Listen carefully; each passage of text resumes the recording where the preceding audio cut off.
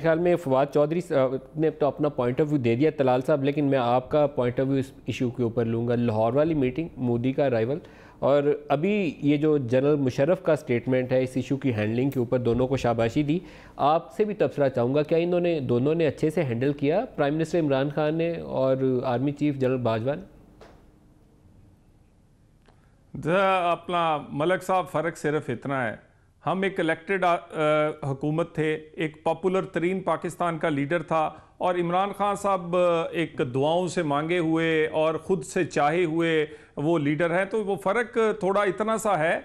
और बात ये जो आप करते हैं ना जी कि भी इस वक्त एक वज़ीर आज़म मियाँ नवाज शरीफ की नहीं बनती थी किसी से, मुझे बताएं 1.5 दर्जन वज़ीर आज़म गुजरे उनसे पहले, किसकी बनी है? तो मैं इस वक्त तलखी में नहीं पढ़ना चाहता, ना मैं इसको बार बार दोहराना चाहता हूं, ना मैं गद्दारी के वो फतवे जो हैं वो तो फातिमा जना से शुरू हुए हैं ना जी।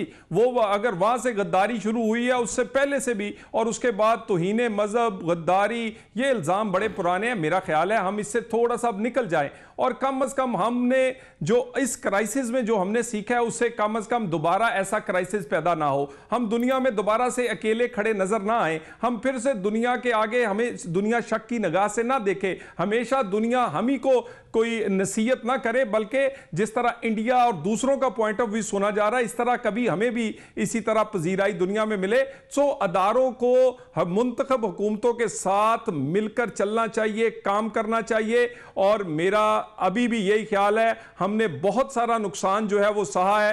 काश अगर ये कोऑर्डिनेशनें होती तो जब बस पे चल के वो हमारे घर आए थे, जब वो हमारे घर बिन बुलाए मेहमान बन के आए थे, काश वो मौका हम संभाल लेते। तो इतनी जो ये मौका कि हम फोन करते हैं वो फोन नहीं उठाते, तो ये मौका शायद ना आता। हम बराबरी की सतह पर आज भी उनसे बात कर रहे होते, आज भी दुनिया हमारी उतनी ही बात सुन रही होती जितनी उनकी सुन रही होती है।